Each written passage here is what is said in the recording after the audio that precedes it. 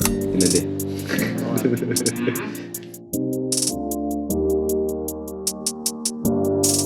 การได้อยู่รวมกันมันทำให้พวกเราอะรักกันมากขึ้นครับแล้วก็สนิทกันมากขึ้น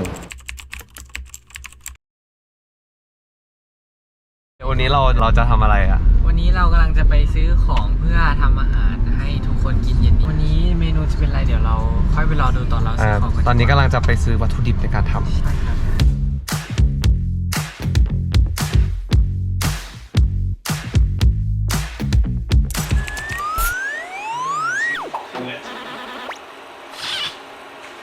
โอเคครับวันนี้พวกเราก็จะมาทำวันนี้กันนะก็คือลาโปกกี้นะครับผมลาโปกกี้เนี่ยมันก็จะเป็นเหมือนกับต๊อกโปกกี้ที่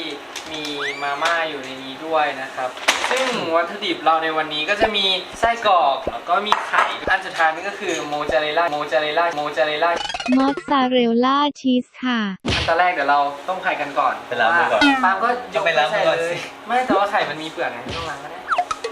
ทำยากปะ ไม่ยากเลยเพราะเราซื้อสำเร็จมาแล้วไง เดี๋ยวเราจะมาเติมน้ำใส่ในอันนี้กันเอาก่อนตอนแรกเราก็ต้องฉีกซองนี้ออกมาก่อน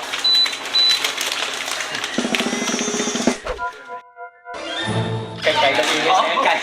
เรามีไก่ไม่ด้วยใช่กว่าเยอะเลยอันนี้นะครับก็คือเครื่องปรุงทั้งหมดในซองนะครับวิธีทำต๊อกนะครับผมก็คือเราควรจะใส่ต๊อกลงไปก่อนเพื่อให้ต๊อกได้แช่ในน้ำแล้วพอต๊อกแช่ในน้ำเนี่ยมันจะทำให้ต๊อกนิ่มขึ้น ทำไมถึงเลือกทำอาหารเกาหลีครับวันนี้ ผมชอบทานครับผมก็เลยอยากกินแล้วทุกคนก็ต้องกินเหมือนกัน เราก็รอกินอย่างเดียวนะครับ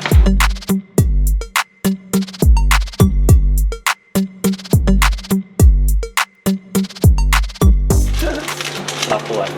นะกล้วยเหรอ มันแรงไป ไอ้ หนักไปกินเข้ามาพังเลย อุ้ย เห็นไหมพอผมเข้าไปปุ๊บก็ต้องออกมาปั๊บ เข้าไป คืออะไรอ่ะลองท้อง แต่เป็นคนไม่ทั่วนะทั่ว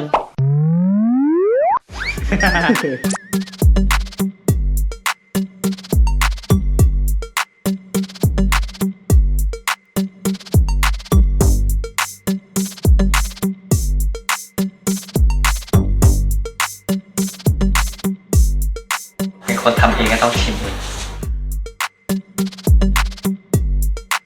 อร่อยนะครับไม่คิดว่ามันจะอร่อยแต่มันอร่อย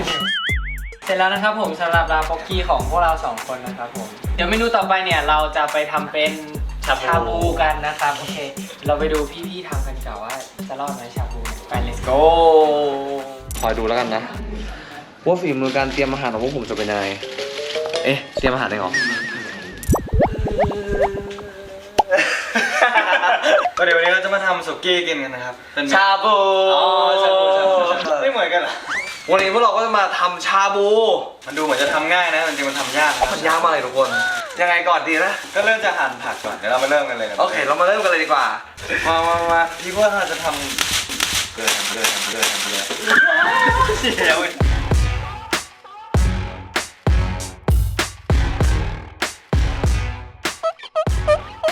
แล้วผมก็โคแล้วว่าผมอยู่ในโคนั้นก็คือ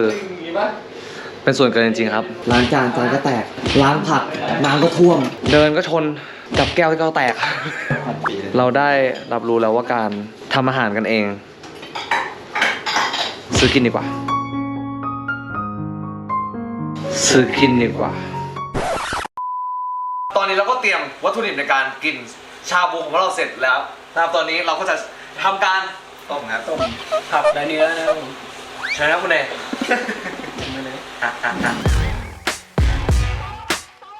พวกผมก็ต้องคนพบแล้วครับว่าพวกผมมีพรสวรรค์ในการทำอาหารก้อนเนี่ยครับผมก็จะตั้งตัวทำอาหารทุกวันแล้ว ตื่นตี 5มาหั่นผักครับ ใช่อะไรอย่างเงี้ยครับเป็นรูทีนทุกๆวันเราจะได้มีฝีมือการทำอาหาร เดี๋ยวไปใช้ในอนาคตได้ครับ แล้วก็จริงๆผมก็คนพบแล้วแหละว่าซื้อกินดีกว่า ซื้อกินดีกว่าจริง ใส่ผักกินเลยอ่ะ ปาไม่กินผักเหรอ ไม่กินผักเหรอ เอ้าปาทำไมอ่ะไม่กินผักอ่ะ กินแต่กินน้อยไง พี่กินผักเยอะไง โอเคตักให้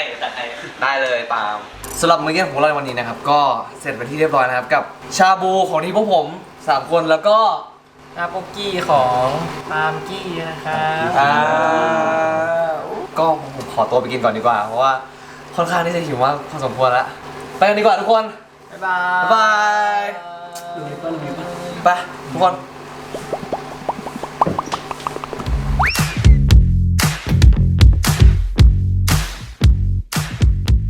จริงๆมันมีหลายเรื่องเกิดขึ้นเป็นการอยู่ที่สนุกสนานครับ แล้วก็ยังมีช่วงเวลาที่แบบผ่อนคลายครับในการเล่นบอร์ดเกมครับได้ดูหนังด้วยกันได้เล่นเกมด้วยกันนะครับมันสนุกมากๆครับ เกมอะไรวันนี้คือชื่อว่า ชื่อว่า Cluedo ชื่อเดา Cluedo ชินิจิ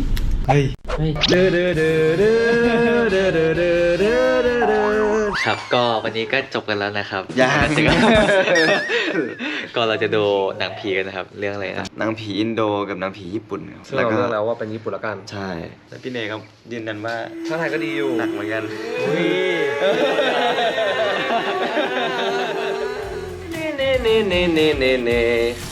วิธีเด็กคอครับ โอ้โหจะไปต่อยใครครับเนี่ย ไปตามมันเยอะเลยอ่ะมันยังไม่หมดนะผมรักทุกคนอยู่แล้วผมทำได้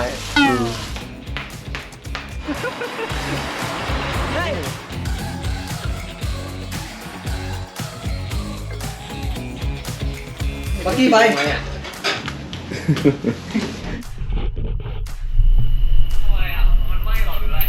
มันไม่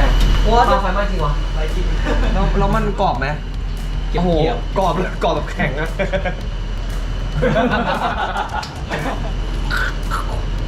นี่มันดีอ่ะแต่ว่ากินตีจมูกแบบกินไม่ลงเลยอ่ะ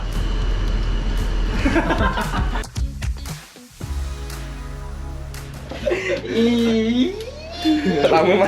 โหทุกคนดูดิแค่นี้ก็รู้แล้วว่าใครรักเราจริงไม่รักเราจริงใช่ไหมครับหรือยากก่อนโอ้มันเยอะมากเลยอะพูดคลิปเดียวหมดไหมครับ อย่างพี่จังเองก็ใช้เวลาอยู่หน้ากระจกประมาณ20 นาที 25 นาที นานมากครับ คือเวลาเป่าผมมาพี่จังน่าจะต้องเป่าให้แบบแห้งแบบ100%อะไรอย่างเงี้ยครับ เรื่องการแปรงฟันพี่จังก็นานมากเหมือนกัน แปรงฟันแรงมากแปรง5 นาทีแล้วเราแรงอย่างนี้เลยนะหัวสั้นเราก็เวลามาร์กหน้าพี่จังก็จะรีดมาร์กให้มันแบบแนบหน้าเขาทำแอดวานซ์เขาแบบนี่รีดแบบว่าให้เหมือนเป็นผิวหน้าตัวเองแล้ว อาบน้ำเสร็จพี่จังจะใส่ผ้าขนหนูตัวเดียวแล้วก็แบบถอดเสื้อโชว์กล้ามแล้วก็เดินทั่วบ้านครับแบบเดินไม่สนใจใครแบบตลอดเวลาครับพี่จัง พี่เทนไม่อาบน้ำตอนเช้าแบบเขาบอกว่ามันแบบตอนคืนเราก็ไม่ได้ไปไหนตื่นเช้ามาก็เลยไม่อาบแล้วผมแบบฮะมันได้เหรอวะ ใส่กางเกงซ้ำแล้วก็ซ้ำอีกแล้วก็ซ้ำแล้วก็ซ้ำอันนี้พูดได้ไหม กินตลอดเวลา กิน เดินออกไปทีไรก็คือเห็นพี่เนนั่งกิน กินเสร็จเดินไปเข้าห้องน้ำแล้วก็ออกมากิน ตกดึกก็จะอ่านหนังสือ ก็คือแบบวนอย่างนี้ระหว่างกินกับถ่ายอ่านหนังสืออะไรอย่างเงี้ยครับ ถ้าหาพี่เนยไม่เจอคือแบบไม่อยู่ห้องน้ำก็แบบอยู่ตรงโต๊ะกินข้าวอะ2 อย่างครับ ก็มันดันอะของใหม่มันมา มันก็ดันของเก่าออกดิก็ไม่ปกติวะ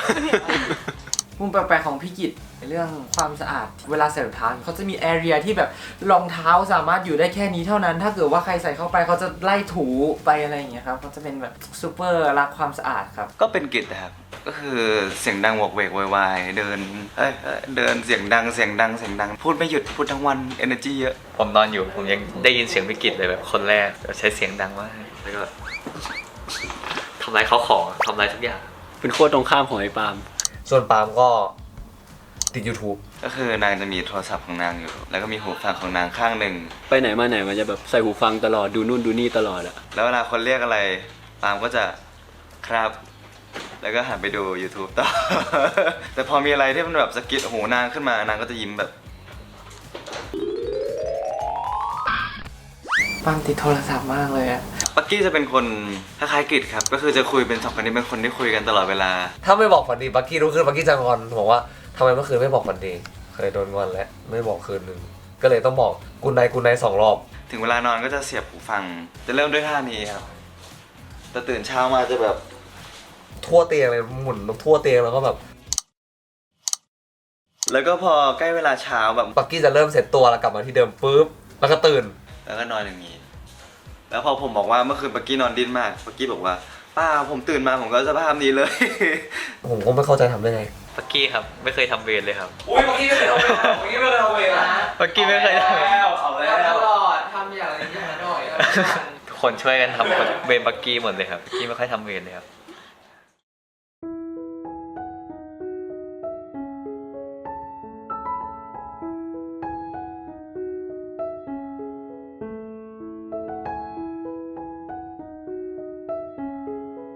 วันนี้เป็นวันสุดท้ายที่จะอยู่บ้านหลังนี้แล้วครับ ก็ ก็เป็นความรู้สึกใหม่เพราะว่าผมไม่เคยอยู่ด้วยกันรวมกับใครแบบนานๆมากๆเลยครับมาอยู่ด้วยกันรู้สึกว่าแบบทุกคนแบบเปิดใจอะครับ ก็ไม่ค่อยต่างกับที่แบบว่าที่คาดไว้เท่าไหร่ เหมือนแค่เราเพิ่มเวลานอนด้วยกันครับเพราะปกติคือก่อนหน้านี้เราก็ซ้อมด้วยกันแล้วก็เจอกันแบบทุกวันแบบเช้ายันดึกก็สนุกขึ้นนะครับแบบมันมีเพื่อนอยู่ตลอดเวลาไม่ได้อยู่คนเดียว คนก็น่ารักอยู่แล้วครับเข้าถึงง่ายครับแล้วก็แบบผมอาจจะเป็นแบบน้องสุดกับปักกี้อย่างเงี้ยแล้วเหมือนแบบพี่ก็คอยดูแล เวลาอยู่ตึกไม่ได้อยู่ด้วยกันกับป้ามันก็จะแอบเงียบๆหน่อยแต่พออยู่บ้านด้วยกันแล้วแบบพูดมากขึ้นก็สนิทกันมากขึ้นครับเพิ่งคนพบว่าปาล์มเหมือนโกลเด้นผมก็จะปาล์มอะไรว่าน่ารักน่าเอ็นดู ปักกี้ก็คือน้องจะเป็นคนที่แบบว่าแบบน้องจะเดินมาแล้วแบบ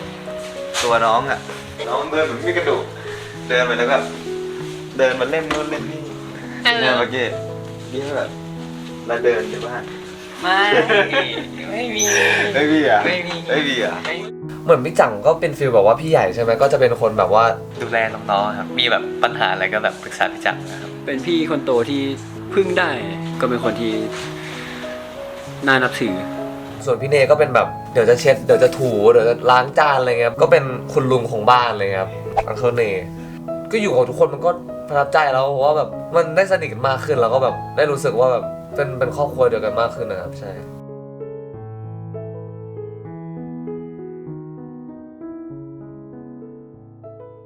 หลังจากนี้เราก็จะกลับบ้านไปเก็บของนะครับ แล้วก็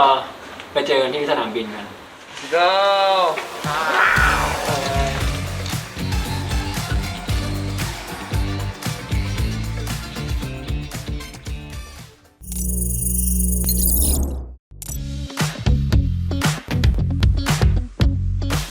วันฟรีของพวกเรา ใช่ พักผ่อนแล้ววันนี้